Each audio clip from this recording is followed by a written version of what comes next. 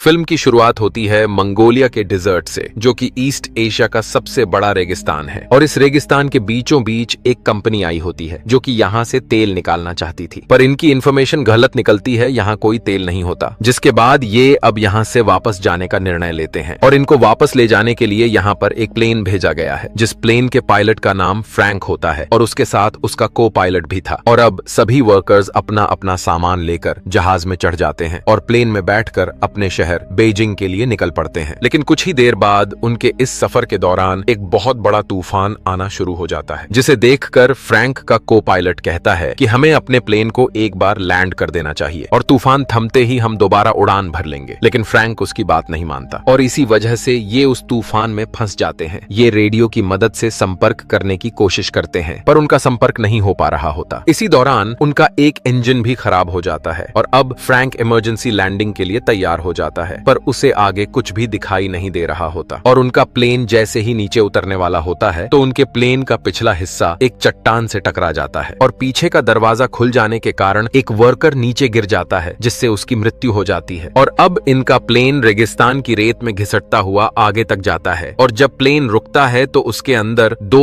और वर्कर्स की मृत्यु हो चुकी होती है। लेकिन अब ये इस खतरनाक रेगिस्तान में फंस चुके हैं, जिसके बाद ये अपने खाने की सप्लाई को चेक करते हैं, जहां इन्हें पता चलता है कि इनके पास 1 महीने का खाना है। पर तभी इनमें से एक आदमी कहता है कि मैं चलकर इस रेगिस्तान से बाहर निकल सकता हूँ, क्योंकि मैंने बहुत सी जगहों पर हाइकिंग और ट्रैकिंग की हुई है। लेकिन बाकी लोग उसे समझाते हैं कि यह जुलाई का महीना है, जो रेगिस्तान में सबसे अधिक गर्म होता है और तुम इस गर्मी में जिंदा नहीं बच पाओगे। सभी उसे समझाते हैं कि तुम्हें रास्ता भी नहीं पता है, इसीलिए तुम इस रेगिस्तान में गोल गोल घूमते रहोगे। और यह बात उस आदमी को समझ आ जाती है। अब उसी रात जब ये सभी सो रहे होते हैं तो बाहर तूफान के कारण मौसम खराब हो जाता है और तभी इनमें से एक आदमी, जिसका नाम जॉन डेविस होता है, वह बाहर टॉयलेट करने के लिए निकलता है। लेकिन तभी उसका पैर एक पत्थर से टकरा जाता है, जिसकी वजह से वह रेत में लुढ़कता हुआ नीचे गिर जाता है और तूफान में अब उसे कुछ भी दिखाई नहीं देता, जिससे वह रास्ता भटक जाता है। और अब जब सुबह सभी वर्कर्स उठते हैं तो वे देखते हैं कि उनका एक साथी गायब है। वे उसे चारों तरफ ढूंढने की कोशिश करते हैं, पर उसका कुछ भी पता नहीं चलता। इसीलिए यहाँ जो लेडी होती है वह पायलट के पास जाती है और उससे पूछती है कि क्या हमें यहाँ से कोई बचाने भी आएगा या नहीं, जिस पर पायलट कहता है कि इसका कोई पता नहीं, जिससे लड़की थोड़ी उदास हो जाती है, क्योंकि हम अपने रास्ते से पूरी तरह भटक चुके हैं। इसीलिए अगर हमें यहाँ से कोई ढूंढने भी आएगा तो वह हमें नहीं ढूंढ पाएगा। और अब सभी की उम्मीदें भी टूटने लगती हैं कि कोई भी उन्हें यहाँ से लेने के लिए नहीं आएगा। इसीलिए इनमें से 2 लोग यहाँ से पैदल निकलने का निर्णय लेते हैं। पर जब वे अपने साथ पानी ले जाने लगते हैं तो पायलट उनसे कहता है कि यहाँ से पानी कोई भी नहीं ले जाएगा। जिसके बाद पानी को लेकर इनके बीच झगड़ा होना शुरू हो जाता है, जिस वजह से उनका पानी भी गिर जाता है। पर यहाँ पर एक आदमी होता है जिसका नाम एलियट होता है। वह इनसे कहता है कि मेरे पास एक आइडिया है जिससे हम सबकी जान बच सकती है। मैं कई दिनों से इस प्लेन को ऑब्जर्व कर रहा हूँ कि हम इसके पुर्जों को जोड़कर एक दूसरा प्लेन बना सकते हैं, क्योंकि एलियट पहले प्लेन बनाने वाली कंपनी के साथ काम करता था। और अब सभी के मन में एक उम्मीद जागने लगती है। वे उसकी मदद करने के लिए तैयार हो जाते हैं, लेकिन पायलट उसकी बातों से सहमत नहीं होता। वह कहता है कि ऐसा करना नामुमकिन है। और अगले दिन इनमें से एक आदमी वहां से निकल जाता है, पर वहां जो लेडी होती है वह उसे ढूंढने के लिए उसके पीछे जाने लगती है। लेकिन पायलट उसे रोकता है और खुद उस आदमी के पीछे निकल जाता है। वह उस चट्टान तक पहुंच जाता है जहां उनका प्लेन टकराया था और वहीं पर उसे उस आदमी की लाश भी मिलती है जो प्लेन से गिर गया था, पर उसके शरीर पर उसके कपड़े नहीं होते और वहां पर कुछ गोलियों के कवर भी पड़े होते हैं। और तभी उसे वह आदमी भी मिल जाता है जो यहाँ से जाने वाला था और वह कहता है कि मैं इस लाश से अपनी घड़ी लेने आया था जो इसने मुझसे ली थी, पर इसके पास वह घड़ी नहीं है, जिसका साफ मतलब है कि हमारे अलावा यहाँ कोई और भी है। अब ये दोनों उस जगह पर आ जाते हैं जहाँ इनके बाकी साथी होते हैं और अब पायलट भी उनके साथ प्लेन बनाने के लिए तैयार हो जाता है। इसके बाद ये लोग प्लेन बनाना शुरू कर देते हैं। ये दिन में काम नहीं करते क्योंकि यहाँ बहुत ज्यादा गर्मी होती है, बल्कि ये रात में काम करते हैं। लेकिन इनकी परेशानी तब बढ़ जाती है जब उनका वह तेल जिसे ये आग जलाने और प्लेन उड़ाने के लिए रखे हुए थे, उस पर वेल्डिंग करते समय चिंगारियां गिर जाती हैं और वहां एक जोरदार धमाका हो जाता है। हालांकि इस ब्लास्ट में किसी की जान नहीं जाती, लेकिन इनका सारा का सारा तेल बर्बाद हो जाता है। अब इनके पास उतना ही तेल बचा होता है जिससे ये बस एक बार उड़ान भर सकते हैं और यहाँ से निकल सकते हैं। अब ये लोग अब रात के बजाय दिन के वक्त काम करते हैं, लेकिन दिन में बहुत ज्यादा गर्मी होती है। फिर भी ये हिम्मत नहीं हारते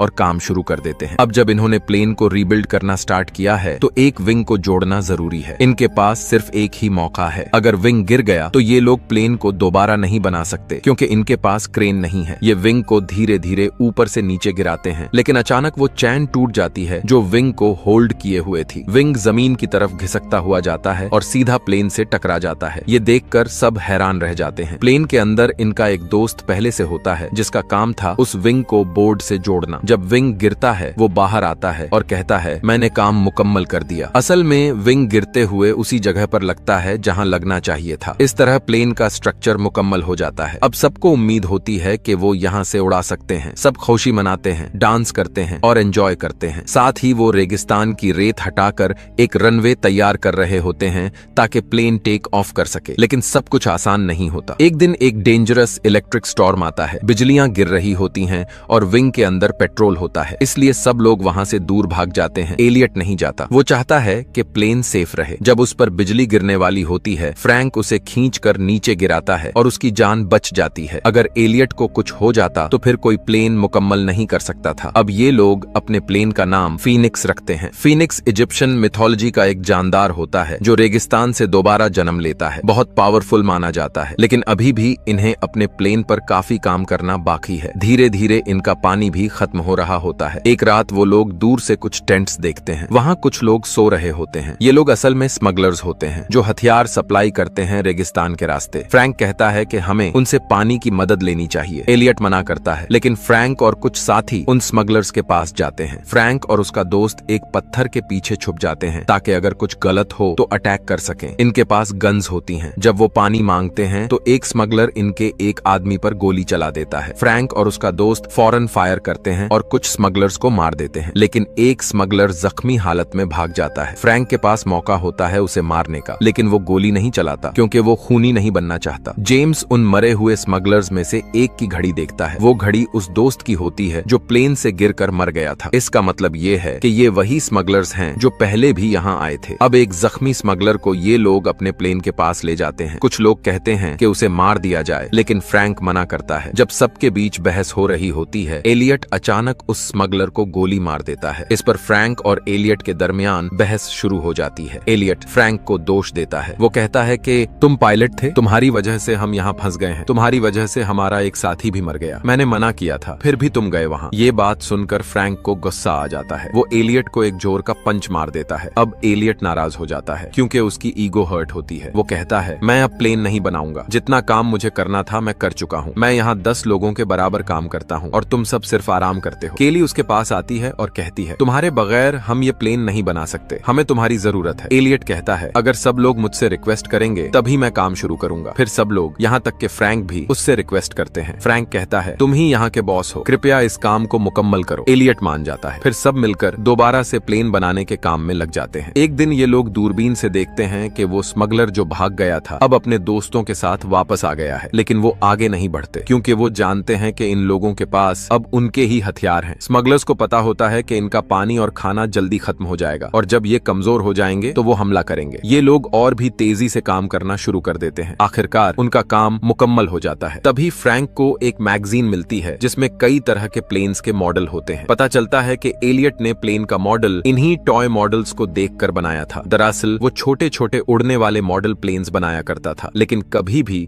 एक बड़ा रियल प्लेन नहीं बनाया। ये सुनकर सबको गुस्सा आ जाता है, खासकर अयान को। वो एलियट के सर पर गन रख देता है और कहता है तुम हमें बेवकूफ बना रहे थे, ये प्लेन कभी नहीं उड़ेगा, तुमने पहले कभी इतना बड़ा प्लेन बनाया ही नहीं। लेकिन एलियट कहता है मुझे यकीन है ये प्लेन उड़ेगा। हाँ, मैं छोटे रिमोट कंट्रोल्ड प्लेन्स बनाता था, लेकिन उनमें बैलेंस ज्यादा जरूरी होता है। फ्रैंक अयान को रोक लेता है। तभी तूफान आ जाता है। जब तेज हवाएं चलती हैं तो प्लेन अपने आप हल्का हल्का हवा में उठने लगता है। सब समझ जाते हैं कि ये प्लेन सच में उड़ सकता है। उनके दिलों में जो उम्मीद मर चुकी थी वो फिर से जिंदा हो जाती है। लेकिन ये रेगिस्तान का तूफान था जो प्लेन को पूरी तरह से रेत में ढांक देता है। तूफान के बाद सब उदासी में चले जाते हैं। फ्रैंक कहता है हमने इससे मेहनत से बनाया है और हम इससे यहाँ से उड़ाकर ले जाएंगे। सब लोग मिलकर प्लेन को रेत से निकालते हैं और खींचकर उस जगह ले जाते हैं जहाँ रेत नहीं होती। वो लोग प्लेन को स्टार्ट करते हैं। प्लेन स्टार्ट होता है लेकिन तुरंत बंद हो जाता है। बहुत बार ट्राई करते हैं और आखिरकार प्लेन चल पड़ता है। प्लेन का इंजन गरजता है। स्मगलर्स इसकी आवाज सुनकर घोड़ों पर हथियार लेकर